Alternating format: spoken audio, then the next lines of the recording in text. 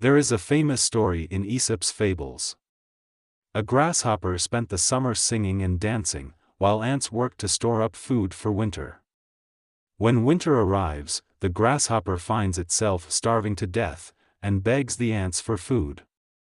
Today, we are required to act like the ants in many situations, including studying, maintaining health, investing and saving assets, or even ensuring sustainability of the globe. Yet, as many people know from experience, it is not that easy. Why do we often end up being the grasshopper, even though we know we should be the ants? The most popular strategy in these willpower challenges is to resist temptation with rationality, labeling emotion and desire as foe, intellect as friend. However, this approach may be fundamentally wrong.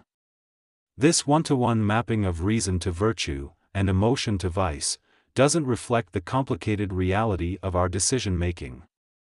Contrary to our expectations, our rationality is actually quite unreliable.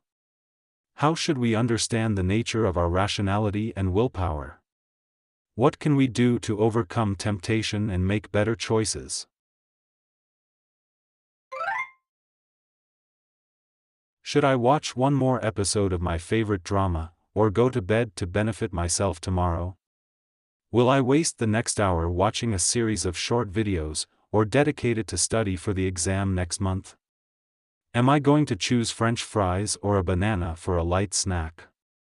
Many challenges of willpower are dilemmas of intertemporal choices, meaning that they pose trade-offs between the immediate comfort and the reward in the future. If you stop watching the drama and go to bed now, your tomorrow self will be very grateful for your choice. If you choose the textbook instead of your smartphone, a month later, your future self will praise your present self. However, they are not likely to happen. The problem here is that the mind of Homo sapiens tends to devalue the benefit in the future. For example, studies have shown that the majority of us prefer to receive $100 right now, rather than $400 in a year. Our biological nature was shaped in the ancient past, where our ancestors were always surrounded by various life threats, including predators, lethal microbes, and hunger. For our ancestors, one piece of fruit received right away was more valuable than 4 pieces of fruit received a year later. Even if we know that broccoli is better than donuts for our long-term health, that patience doesn't make sense if our survival 3 years from now is not guaranteed.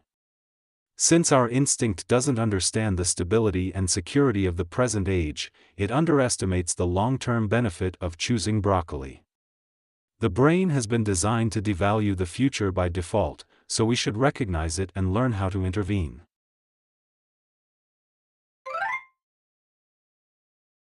Whether it is studying, dieting, or keeping a promise, our reason is too unreliable as a partner for better self-control. First of all, reason is a limited resource. For example, there was an experiment in which participants were asked to solve difficult puzzles. Before they worked on the puzzles, cookies were served to the participants, some of whom were allowed to eat them, while some others were told to hold back. Those who had to refrain from eating the snack gave up with the puzzles earlier than the other group. When we face rapid-fire temptations, the effectiveness of our willpower decreases. Besides, reason is very good at making an excuse. Our rational self cuts both ways, sometimes helps us fight temptations, and sometimes justifies giving in. Instead of convincing us to choose salad over French fries, our reason can rationalize eating French fries by making up a justification, saying, "I'm going to the gym tomorrow," or, "since today was tough."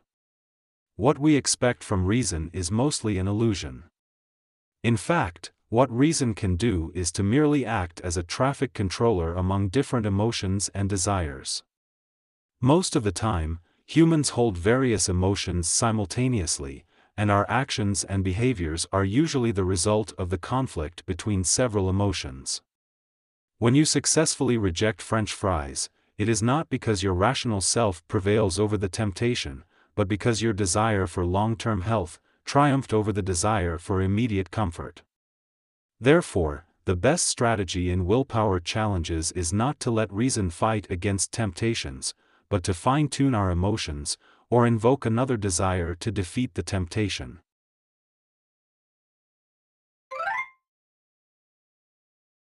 One effective strategy is to outfight temptation with another emotion. If you are tempted to watch one more episode of your favorite drama when you actually have to go to bed, it is helpful to evoke emotions that make you hate staying up late. For example, you can recall your memory related to sleep deprivation, such as the day you felt very uncomfortable all day after staying up late, or the hardship of getting sick due to lack of sleep. You can fight off the temptation to watch the drama by generating these feelings that find lack of sleep unattractive. Also, you can evoke feelings that make you want to go to bed earlier. Knowing that sleep deprivation reduces your ability to show positive emotions can intensify your desire for enough sleep. After all, you'd prefer to greet your friends and colleagues tomorrow with your brightest smile, rather than a tired face. By recalling other emotions or linking to different desires, you can choose to take preferable behavior, without even exercising your willpower. Another effective way is to make it into a habit.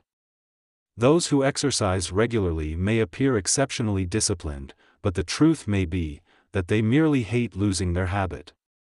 Since going for a run has already been established as their daily routine, they find it uncomfortable not to do it.